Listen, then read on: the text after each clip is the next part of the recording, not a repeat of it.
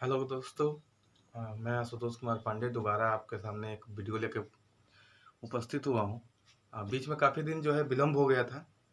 कुछ technical problem थी, कुछ फिजिकल प्रॉब्लम भी थी।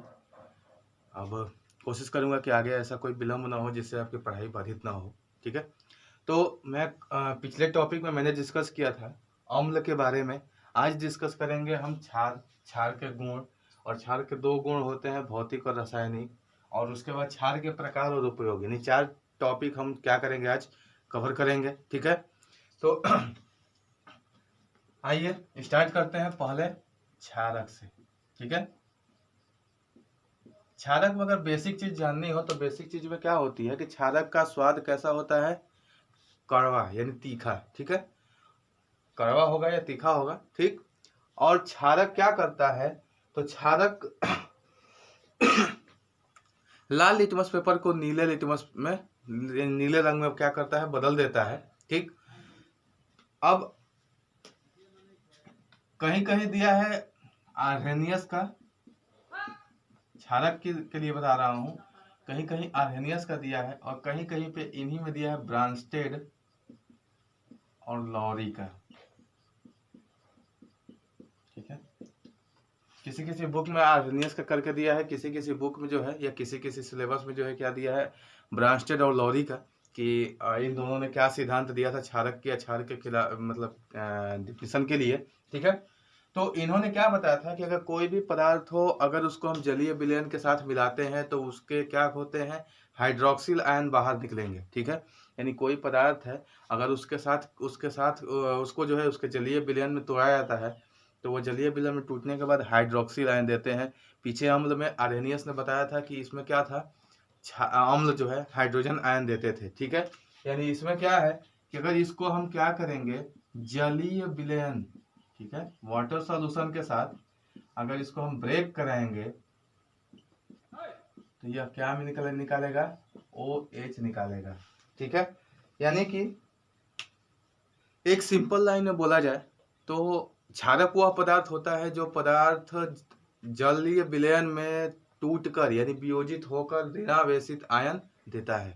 अब ऋणावेशित आयन में क्या होगा, तो जल के दो ही हिस्से होते हैं, एक H+ और एक OH-। तो H+ तोड़ देता है अम्ल, बचा OH वह तोड़ देता है कौन, क्षार। ठीक है।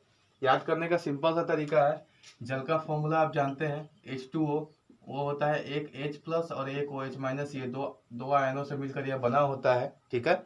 अब इन दोनों आयनों में ये तोड़ता है अम्ल, यानी इसको अलग करता है अम्ल और इसको अम्ल करता है क्षार। ठीक है। नाम ध्यान दीजिएगा, क्षारक और क्षार दिया है। ठीक है। तो क्षारक और क्षार में अंतर क्या है कि सभी क्षारक क्षार हो सकते हैं लेकिन सभी क्षार क्षारक नहीं हो सकते। कहने का मतलब ये कि सभी क्षारक, क्षारक का मतलब कि कोई ऐसा पदार्थ जो क्या करे, क्षय करे, जो क्या करे, स्वाद में कड़वा हो लेकिन क्षय करे। और क्षार का मतलब यह होता है कि स्वाद में कड़वा और तीखा दोनों होगा लेकिन क्षय जरूर करेगा। दोनों में एक बस कॉमन सी बस स्वाद का डिफरेंस होता है।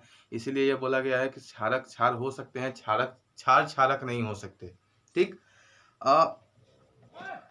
तो क्षारक की डेफिनेशन क्या लिखेंगे आप, कि अगर आपको कहीं किसी कोई पूछ ले तो अगर शॉर्ट में बतानी हो तो आप बताओगे क्या कि यह जलीय विलयन से क्या करेगा, हाइड्रोक्सिल आयन को क्या करेगा, बाहर निकाल देगा। लेकिन अगर कोई आपको ये कहे कि या नहीं, आपकी इसको इसके बारे में शॉर्ट नोट तैयार करना है, तो शॉर्ट नोट तैयार करने के लिए आप क्या करेंगे, सबसे पहले क्या लिखेंगे, इसका स्वाद, टेस्ट कैसा होता है। ठीक है। उसके बाद टेस्ट में फिर उसके बाद लिखेंगे कि नीले लिटमस, सॉरी लाल लिटमस को नीला कर देता है। और तीसरा क्या लिखेंगे कि अगर इसको हम जलीय विलयन के साथ मिलाते हैं तो यह क्या करता है, हाइड्रोक्सिल आयन देता है। जल को तोड़ेगा, जल को तोड़ करके हाइड्रोक्सिल आयन के साथ ऐड हो जाएगा। ठीक है। अलग नहीं करेगा, ये मत लिखिएगा कभी भी कि यह अलग करेगा, अलग नहीं करेगा, ये क्या करेगा, जोड़ेगा अपने साथ कोई एक ऐसा पदार्थ, जो पदार्थ क्या हो, मिलाने पर अगर हाइड्रोक्सिल आयन जुड़ रहा हो तो बनने वाला पदार्थ क्या होगा, क्षार होगा। ठीक है। आइए, तो पहला टॉपिक आपको क्लियर हुआ कि क्षारक या क्षार किसे कहते हैं। ठीक।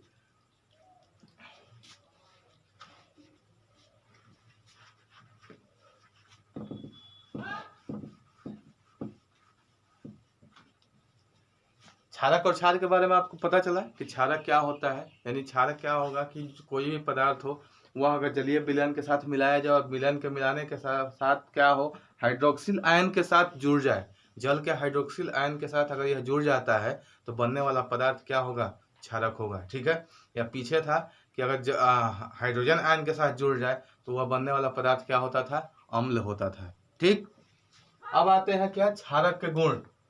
गुण में पहले आ जाते हैं भौतिक गुण। ठीक है, आज ये चारों टॉपिक हम आपको क्लियर कराएंगे। ठीक है, तो क्षारक के भौतिक गुण में क्या है,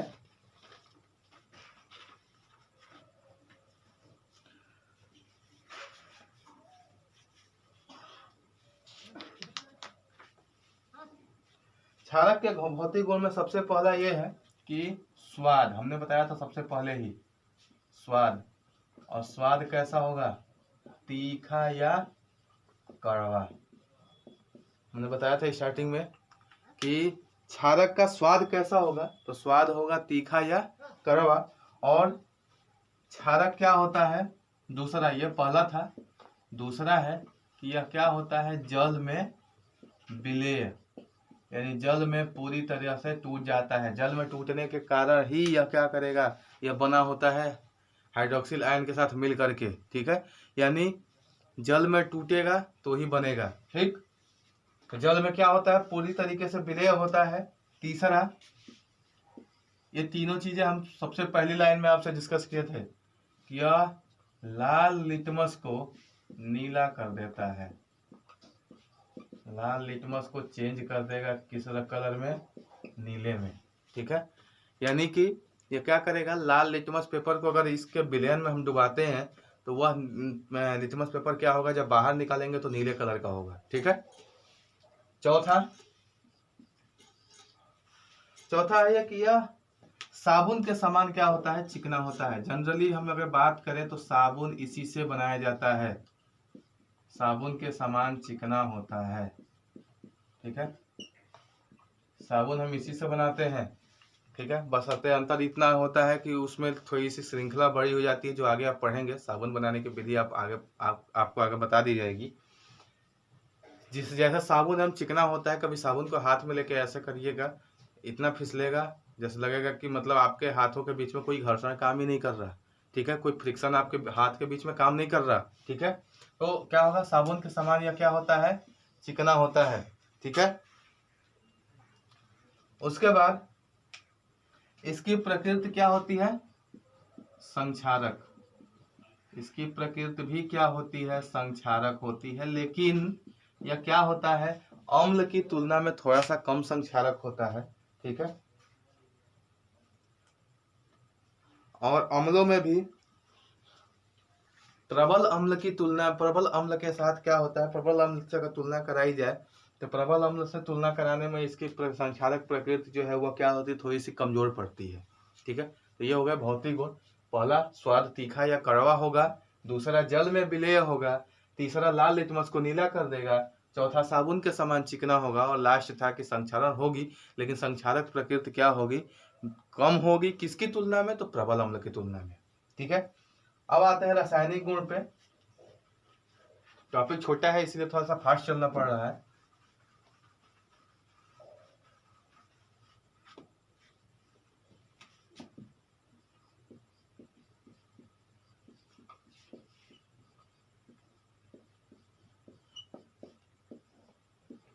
रासायनिक गुण, रासायनिक गुण में सबसे पहला क्या है, धातु से क्रिया। ठीक, अगर इसको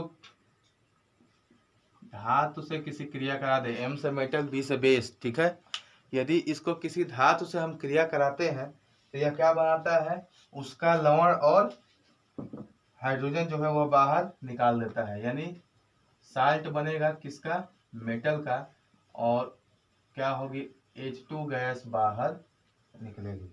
ठीक है, धातु से क्रिया कराएंगे, अगर मेटल है, मेटल का बेस से अगर रिएक्शन कराते हैं तो क्या बनेगा, साल्ट बनेगा उस मेटल का, और हाइड्रोजन गैस क्या हो जाएगी, रिलीज हो जाएगी।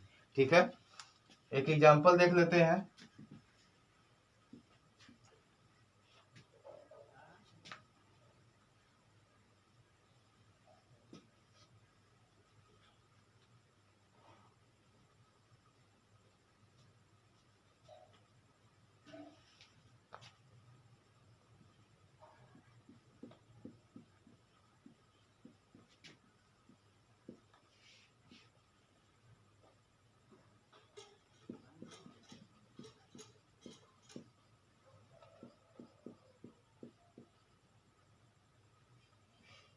देखो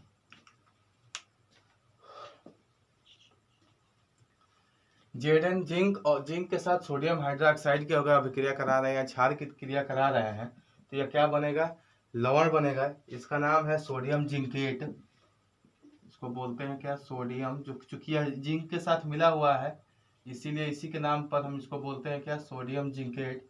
और यह है जो हाइड्रोजन गैस। और जो पहला चैप्टर, पहला वीडियो हमारा देखा होगा पहले चैप्टर का रासायनिक अभिक्रिया का, और उसमें रासायनिक अभिक्रिया को प्रदर्शित करने के लिए जो हम मार्क्स यूज करते हैं उसमें जो सब देखा होगा, इसमें यह मार्क आपको पता होगा। जो नहीं देखा होगा वो पीछे जा करके आप देख सकते हैं।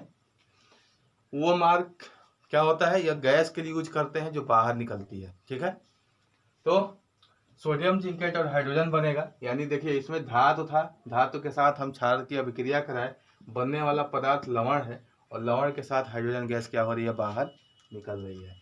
सेकंड पे आते हैं।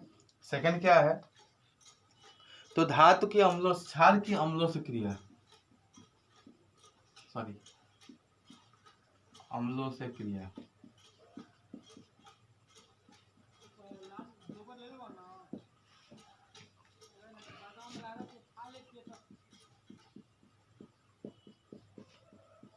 देखिए अब इसमें क्या बनेगा, बेस प्लस एसिड, यानी क्षार के साथ अगर अम्ल की अभिक्रिया कराते हैं तो बनने वाला पदार्थ क्या होता है, लवण और जल निकलता है। इसी रिएक्शन को बोलते हैं न्यूट्रल रिएक्शन, यानी क्या बोलते हैं उसको, उदासीनीकरण अभिक्रिया। हिंदी में बोला जाता है उसको उदासीनीकरण अभिक्रिया। ठीक है, न्यूट्रलाइजेशन रिएक्शन बोलते हैं इसे। अब कैसे बोलते हैं, तो जैसे देखो मान लो एक हमने बेस ले लिया NaOH और एक हमने एसिड ले लिया HCl, दोनों को रिएक्शन कराते हैं तो Na को प्लस में तोड़ दो, OH को माइनस में तोड़ दो, यहाँ H को प्लस में तोड़ दो, Cl को माइनस में तोड़ दो। ठीक है, हमने बताया था कि क्या करना है, इसके प्लस को इसके माइनस के साथ ऐड करो और इसके प्लस को इसके माइनस के साथ ऐड करो। ठीक है, बनने वाला पदार्थ क्या होगा, इसको इसके साथ ऐड किए तो NaCl, सोडियम क्लोराइड, और क्या बनेगा H प्लस OH यानी H2O। ठीक, ये एक लवण है और H2O क्या है, एक जो है वो जल का सूत्र होता है H2O। ठीक है, तो बनने वाला पदार्थ क्या निकला, एक बेस था एक एसिड था, दोनों को रिएक्शन कराया तो क्या बना, साल्ट और वाटर। ठीक है, तीसरा देखते हैं,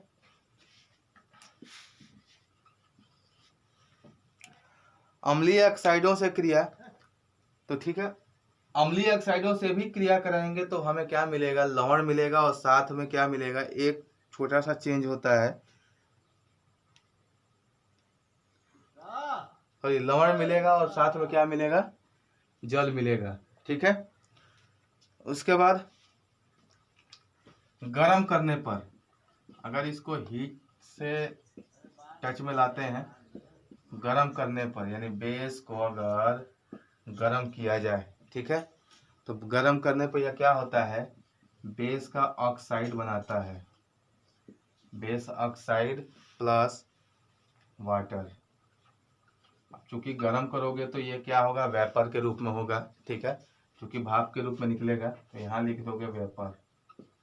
ठीक, अब देखिए कैसे कराते हैं इसको, तो NaOH है। ठीक है, हमने इसको क्या कर दिया, हीट करा दिया। ठीक है, तो बनने वाला पदार्थ क्या होगा, Na2O, Na2O, यहाँ 2 से गुणा कर दीजिए और आगे क्या बनेगा, वाटर। ठीक है, तो देखिए क्षार था, क्षार को हमने क्या कर दिया, गर्म किया, गर्म करने के बाद हमें क्या निकला, सोडियम हाइड्रोक्साइड। ठीक है, सॉरी दिखाई नहीं दे रहा, ऊपर देखते हैं, ऊपर इसको लिख देते हैं।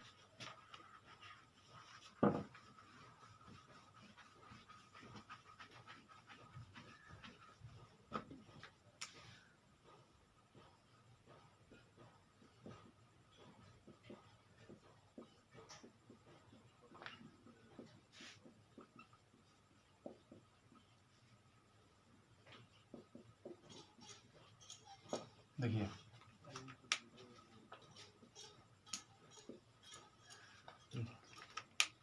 NaOH सोडियम हाइड्रोक्साइड है, इसको हमने क्या कर दिया, डेल्टा हम गर्म करने के लिए सिंबल के रूप में प्रयोग करते हैं। तो क्या बना, सोडियम ऑक्साइड और साथ में क्या बना, जल। ठीक है, समझ में आया। ये क्या होता है, टूट जाता है। वियोजन अभिक्रिया हम पहले चैप्टर में पढ़ाए थे कि एक ही पदार्थ जब दो भागों में टूट जाए तो उसे क्या बोलते हैं, वियोजन अभिक्रिया। ठीक, तो ये तीन जो है रासायनिक अभिक्रियाएं जनरली यूज होती हैं। ठीक, अब आते हैं क्षार के प्रकार।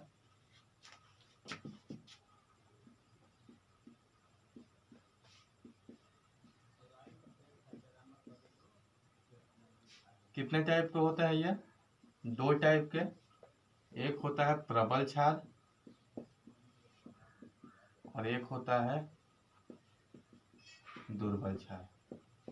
ठीक, प्रबल क्षार का मतलब, दुर्बल क्षार का मतलब आपको पीछे से भी पता चल गया होगा, जो पीछे हम पिछली कक्षा हम पढ़ाए थे अम्ल के में कि प्रबल अम्ल दुर्बल अम्ल क्या होता था, जो अपनी क्षमता पूरी तरीके से दिखाए वो प्रबल अम्ल होता था, और जो अपनी क्षमता पूरी तरीके से न दिखाए वो दुर्बल अम्ल होता था। यानी जल में पूरी तरीके से जो वियोजित हो जाता था, टूट जाता था, वह क्या होता था, प्रबल क्षार, प्रबल अम्ल। और जो पूरी तरीके से नहीं टूटता था वो होता था दुर्बल अम्ल। ठीक है, इसी तरीके से इसमें भी होता है, जल में वियोजन, जल में अगर वियोजन 100% हो तो प्रबल अम्ल, प्रबल क्षार होगा, और जल में वियोजन लेस देन 100% हो, ठीक है, तो वह दुर्बल क्षार होगा। जल में वियोजन अगर 100% 100% होता है तो वह क्या होता है, प्रबल अम्ल, प्रबल क्षार होता है। और अगर जल में वियोजन 100% से कम होगा, 100% से कम होगा तो वह दुर्बल क्षार होगा। ठीक है, एग्जाम्पल बता देते हैं कि प्रबल क्षार और दुर्बल क्षार होते कौन कौन से हैं। ठीक, तो प्रबल क्षार होता है आपका NaOH सोडियम हाइड्रोक्साइड, KOH, ये सब होते हैं क्या, प्रबल क्षार। और दुर्बल क्षार होता है क्या, तो एल्यूमिनियम हाइड्रोक्साइड यानी AlOH का त्रैस, NH4OH। ठीक है, ये होते हैं दुर्बल क्षार। ठीक है, ये जो क्षार जो क्षार जल में पूरी तरीके से टूट जाए, पूरी तरीके से घुल जाए, वह होते हैं प्रबल क्षार। और जो क्षार जल में पूरी तरीके से न घुले वह होते हैं दुर्बल क्षार। ठीक है, अब लास्ट टॉपिक है आपके सामने, उपयोग। आखिर हम क्षार की परिभाषा जान गए, क्षार के गुण जान गए, क्षार के प्रकार जान गए। अब क्षार का उपयोग हम कहाँ कहाँ पर करते हैं ये देख लेते हैं। ठीक है,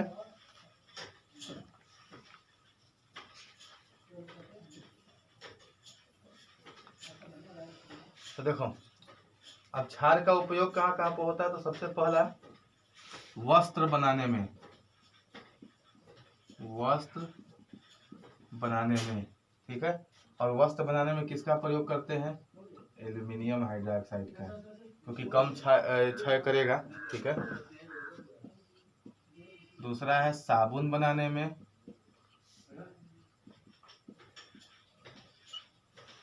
तीसरा रेयान बनाने में, रेयान एक प्रकार का धागा होता है, संश्लेषित धागा होता है, रेयान बनाने में। ठीक, चौथा ब्लीचिंग पाउडर बनाने में,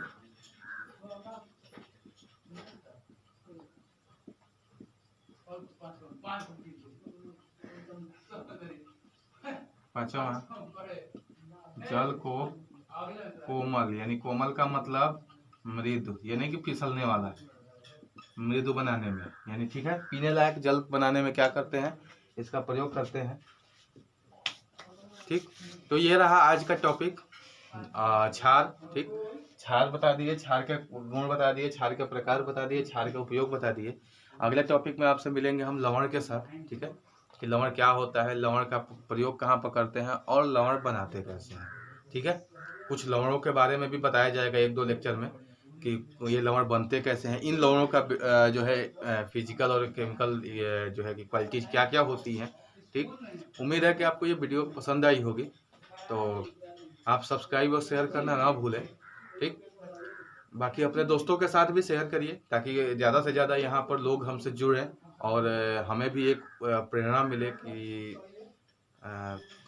वीडियो बनाने की, ताकि हम आपको और अच्छे से अपने अपने में इम्प्रूवमेंट करके आपको और अच्छे तरीके से हम समझा सकें। ठीक है, तब तक के लिए धन्यवाद। मिलते हैं अगले क्लास में कल। बाय।